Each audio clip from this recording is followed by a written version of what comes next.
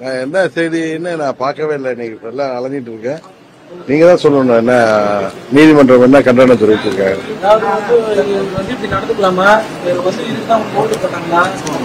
கேள்விகள் வந்து எதுக்கு 2000 பேரை அந்த மாதிரிலாம் கேள்வி எழுதிட்ட சரமாரியான கேள்விகள் பாப்போம். பொறுத்து மறுபடியும் கோர்ட்டுக்கு வர சொல்லியிருக்காங்கல்ல, நீதிமன்றம் என்ன சொல்லுதுன்னு பார்ப்போம். சரி, நீங்க என்னிட்ட என்ன எதிர்பார்க்கிறீங்க? நீதிமன்றத்துல இன்றைக்கு வழக்கு வந்திருக்கு, நீதிமன்றம் முடிவெடுக்கும்.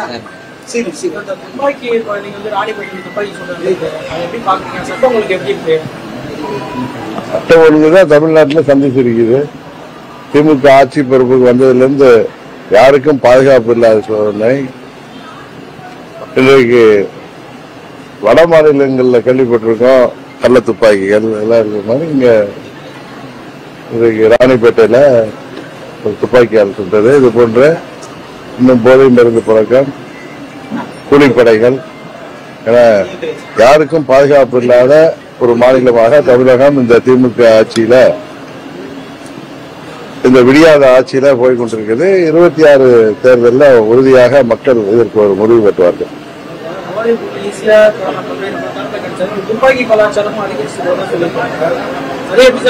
அதுதான் சொல்றேன். அதுதான் சட்டம் ஒழுங்கு சந்தித்திருக்கிறது. முதலமைச்சர் ஏதோ தமிழ்நாடு மிகவும் அமைதியாக இருக்கிறதாக அவர் ஊடகங்கள்லையும் வெளியிலையும் சொல்லிட்டு இருக்காரு. ஆனா உண்மையில் அதெல்லாம் மக்கள் கொதித்து போயிருக்காங்க. இன்னைக்கு கூட தஞ்சாவூர்ல ஏற்கனவே 23வது வருஷத்துல அவர் போனப்ப அந்த விவசாயிகள் இது மாதிரி அந்த கரும்பாலையில நிலுவைத் தொகையை பெற்றுத்தரணும்னு வைத்த கோரிக்கையை அவர் அப்படியே ஓரமா போட்டதுனால இன்றைக்கு 2 வருஷம் கழிச்சு போறப்ப அவர்கள் அவரிடம் மனு கொடுத்து அதை பற்றி பேச வந்தப்ப அவர்கள் எல்லாம் இன்றைக்கு கைது செய்யப்பட்டிருக்கிறார்கள்.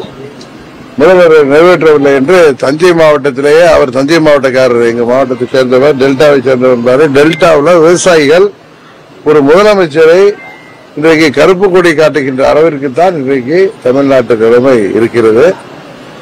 எதற்காக சொல்றேன்னா, தேர்தல் நேரத்தில் அவரு கரும்பாலைகள்ல நிலுவைத் தொகையெல்லாம் பெற்றுத் தருவோம்னு வாக்குறுதி சொன்னாரு. கரும்புக்கு உரிய விலை, நெல்லுக்கு உரிய விலை கொடுக்கப்படும் சொன்னாரு. இதுபோல அனைத்து தரப்பு மக்களுக்கும், அது விவசாயிகளாக இருக்கட்டும், அரசு ஊழியர்கள், ஆசிரியர்கள், பகுதி நேர ஆசிரியர்கள், மருத்துவர்கள், செவிலியர்கள், நெசவாளர்கள், மின்துறை ஊழியர்கள் என அனைத்து தரப்பு ஊழியர்களும், ஏன் மாற்றுத்திறனாளிகள் கூட இன்றைக்கு தேர்தல் நேரத்தில் நீங்க வாக்குறுதியாக சொன்னதை நிறைவேற்றுங்கள் என்று போராடி சாலைக்கு வராதவர்களே இல்லை என்கிற சூழ்நிலையும், தமிழ்நாடு இதுவரை இப்படி ஒரு மோசமான ஒரு மக்கள் நலனில் அக்கறை இல்லாத ஒரு குடும்ப நலனை மாத்திரம் குறியாக கொண்ட ஒரு ஆட்சியாக நடைபெறுகிறது. இதற்கு நல்ல முடிவை 26 தேர்தலில் மக்கள் கொடுப்பார்கள். இன்னும் சொல்ல போனா கூட்டணி கட்சியை சேர்ந்த கம்யூனிஸ்ட் சிபிஎம் தலைவரே, மாநில தலைவர் சண்முகம் தான் அவரு, சண்முகம் அவர்களே இன்னைக்கு தொலைக்காட்சியில பேட்டி பார்க்கிற, இந்த ஆட்சி அடுத்த தேர்தலை தைரியமாக சந்திக்கணும்னா திமுக எல்லா சொன்ன வாக்குறுதிகள் எல்லாம் நிறைவேற்றணும்னு சொல்கிற அளவிற்கு தான் இன்றைக்கு இந்த ஆட்சி இருக்கிறது. பாஜக கூட்டணியில சர்ப்ரைஸ் இருக்கணும் அப்படின்னு சொல்லி நயினா நாகேந்திரன் சொல்லியிருக்காரு. அந்த சர்ப்ரைஸ் வந்து அம்மா மக்கள் முன்னேற்ற கழகம் அப்படின்னு பேசுபொருள் இருக்கு. அது என்ன சர்ப்ரைஸ்? நாங்க ஏற்கனவே என்டிஏ கூட்டணியில இருக்கோம். வேற சர்ப்ரைஸ் வெயிட் பண்ணி பார்ப்போம். நாங்க 24 பொது தேர்தலில் மோடி அவர்கள் மீண்டும் இந்தியாவின் பிரதமராக வந்தால்தான் நாட்டிற்கு வளர்ச்சிக்கும் பாதுகாப்புக்கும் உகந்தது என்கிற முறையில் நாங்கள் அந்த கூட்டணியில இருக்கின்றோம். தேர்தலில் எங்கள் கூட்டணி வெற்றி பெறும் என்கிற நம்பிக்கை எங்களுக்கு இருக்கு. பாஜக ஆட்சி தான் இருக்கும் 2026 அதிமுக ஆட்சி, அவங்க கூட்டணி ஆட்சி இருக்காது அண்ணாமலை சொல்லியிருக்காரு. ஒவ்வொருவரும் அவர் கருத்தை சொல்லுவாங்க. அதுக்கு நயினா நாகேந்திரன் தான் நீங்க கேட்கிற, அவர் தான் பதில் சொல்லுவாரு. அதுக்குதான் ஆமா, மாநாடு 22 நடக்குது. ஒரு மாநாடு, ஆன்மீக மாநாடு, அரசியல் மாநாடு திமுக குற்றச்சாட்டு வச்சிருக்காங்க. அது ஆன்மீக மாநாடு தான், அரசியல் சார்ந்தவர்கள் நடத்துறதுனால அரசியல் மாநாடாகத்தான் சொல்லுவாங்க. ஆனா தமிழ் கடவுள் முருகனுக்கான ஆன்மீக மாநாடு அது.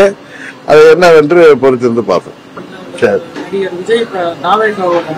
கட்சியோட இது 2026ல அதோட தாக்கம் எந்த அளவுக்கு சொல்லி இருக்கும்? அது நீங்க தான் சொல்லணும், தமிழ்நாட்டு மக்கள் தான் முடிவு செய்வார். நீங்க உங்க கருத்துப்படி கேட்கணும். என் கருத்து கூட்டணி அமைக்க வேண்டியது இல்ல அதாவது இன்னொரு கட்சியை பற்றி, அதுவும் நம்ம அம்மா மக்கள் முன்னேற்ற கழகத்தை பற்றி யாராவது இது விமர்சித்தால் அவர்களுக்கு பதில் சொல்லலாம். நம்மை பற்றி எதுவும் சொல்லாத ஒரு கட்சியை பார்த்து நாம் ஏன் விமர்சனம் செய்ய வேண்டும் என்பதுதான் என்னுடைய கருத்து.